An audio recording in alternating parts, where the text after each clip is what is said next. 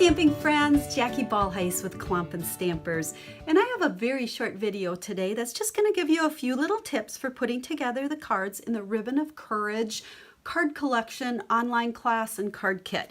Now, some of you got the card kit, so all of your pieces are going to be pre-cut for you. If you did not, in the PDF, it does have all of the measurements for you to cut your own supplies. Now, these cards actually are very simple. There's really not a whole lot I even need to show you or tell you, so we're going to whip through them pretty quickly. But I have to tell you, I love this Ribbon of Courage stamp set. You know, it's a nasty world right now, and so many people that I know, and I'm sure that you know also, are suffering from cancer. And there is nothing more uplifting than to get a handmade card in the mail. So I challenge you to make cards and send them to people just as a note of encouragement when they're going through cancer. These cards I happen to do all in the powdered pink for breast cancer awareness or encouragement. But keep in mind, this set can be used for absolutely any type of cancer. And if you go online and you Google cancer awareness, you will find all the different colors that represent all of the different cancers. So anyhow, card number one, this stamp is simply cut or stamped and then cut out with the framelit.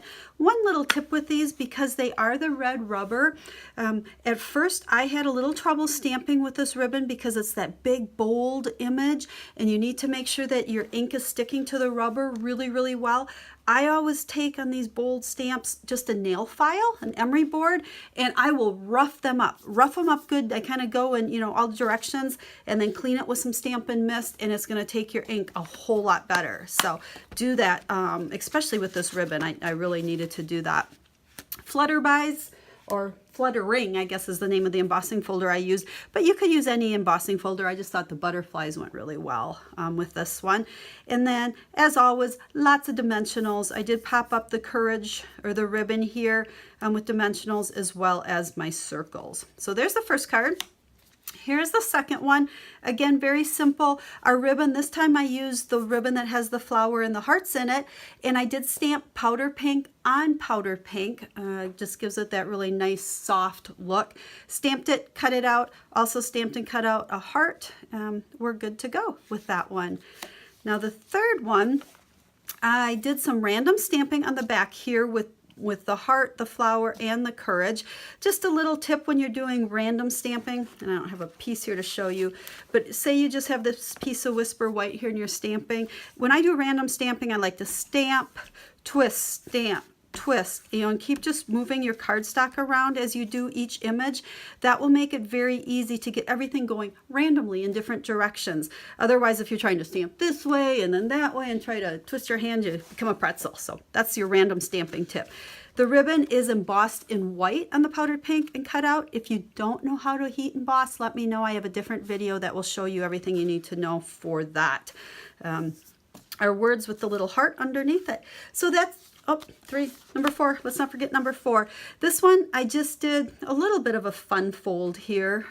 If you notice, our front is a little bit smaller, so make sure you score your cardstock before you fold it, because you're not just folding it in half. Otherwise, our heart is embossed in white, just like the ribbon was last time, but again, very basic stamping. And then there's dimensionals under this piece right here. And just a little tip, and it's from my experience, make sure when you're putting your dimensionals on this piece, you don't put them over on this edge, because it does hang off. And if you stick it on there, it's going to stick your card closed. So, like I said, these cards are simple, but I like them. I think they're just very classic, which is what you need for these circumstances. So I would like to say I hope you use your set a lot and you make tons of cards with this, but it's kind of a double-edged sword. That means you have a lot of people that you know that are struggling. So, but I want to encourage you to make lots of cards and send them to those people that are struggling. This is a great stamp set for it, and it really will help uplift their spirits. So, as always, if you have any questions at all on these cards or these projects at all, make sure to let me know. I am here to help you. So, have a stamp happy day.